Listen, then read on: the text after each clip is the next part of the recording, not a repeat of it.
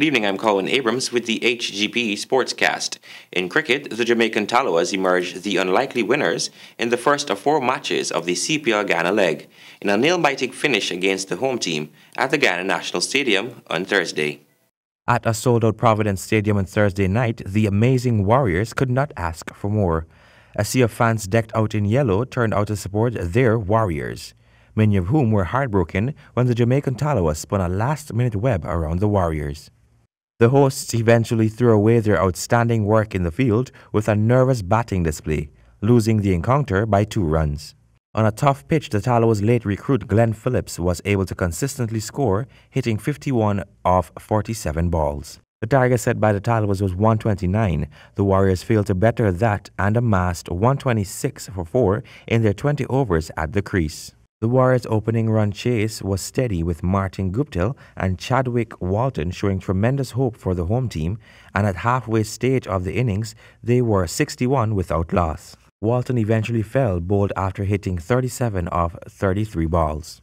Babar Azam and Jason Mohammed put their heads together and were able to secure 49 after the fall of Guptill. Primus then skied the last ball to a wide mid-on, where substitute Trevon Griffith accepted an easy catch to leave Warriors 2 runs short of victory. Mohammed was left unbeaten on 24. The Warriors are set to come up against the tournament leaders, the Trinbago Knight Riders, tomorrow from 12 noon. In football news, General Secretary of the Ghana Football Federation, Althea Scipio, has resigned after just 8 months in office. The resignation took effect on August 14. According to a source, Scipio had expressed her interest in pursuing other interests outside of the Federation. President of the GFF, Wayne Forrest, said Scipio contributed significantly to the development of football in Ghana and will continue to participate in the Federation's future programs and projects. In the interim, Ms. Renella Bourne, Deputy General Secretary, will perform the duties of General Secretary until further notice. Game Express is holding one of Ghana's biggest video game tournaments this Sunday, when players of all ages will battle it out for a chance to win the FIFA 2017 Game Championship title. Here's Stanford Howard with the details. It's here again, the biggest video game tournament to be played in Guyana on Sunday. Over 60 to 70 persons entering last year. This year's tournament will be held at Caribbean Beats in Pike Street and Stone Avenue, Campbellville. Sponsor of the tournament, Brandon Henricks, explains the reason for choosing FIFA as the official game. In Guyana, actually, FIFA is probably the most popular game, and there isn't another game that has the consumer base, I would say. This probably the largest, that's probably the biggest game in Guyana.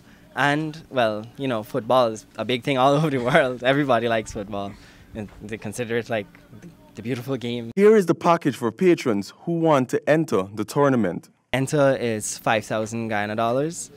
The prize payout is $150,000 plus a copy of the FIFA 18 game, which will be the new one that will be released at the end of September, and a trophy.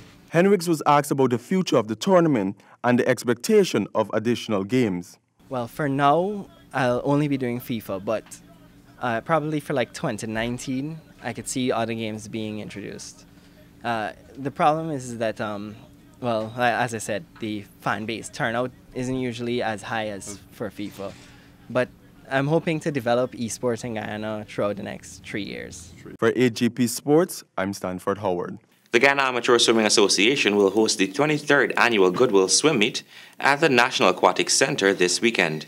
Ghana will host St. Lucia, Barbados, Trinidad and Tobago, Suriname, Grenada, and the Bahamas.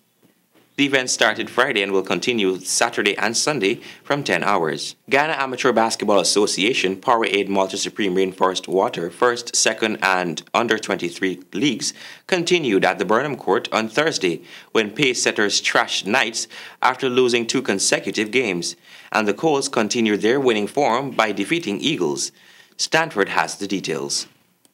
Game 1 was between the pace setters and Knights. This time around, pace setters blew the Knights out of the game from the first quarter by 11 points. By the first half, pace setters doubled their lead with 57-23. By the third quarter, Knights were almost on the canvas, but the Knights made a fight back in the fourth. But that wasn't enough to offset the huge pace setters' victory, 131-59.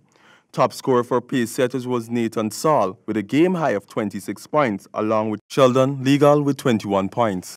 Game 2 saw the informed Colts, who had been dominating the division when they defeated the Eagles 74-56. Colts started off well in the first two quarters with 36-23 lead. Eagles tried to soar their way back through the third and final quarter. But it wasn't good enough for the informed Colts. The top scorer was Damien Gladstone with a game-high of 27 points with assistance from Evan Johnson with 17 points. For Hgp Sports, I'm Stanford Howard. Thank you, Stanford. And that has brought us to the end of this evening's Sportscast. Back to you, Travis.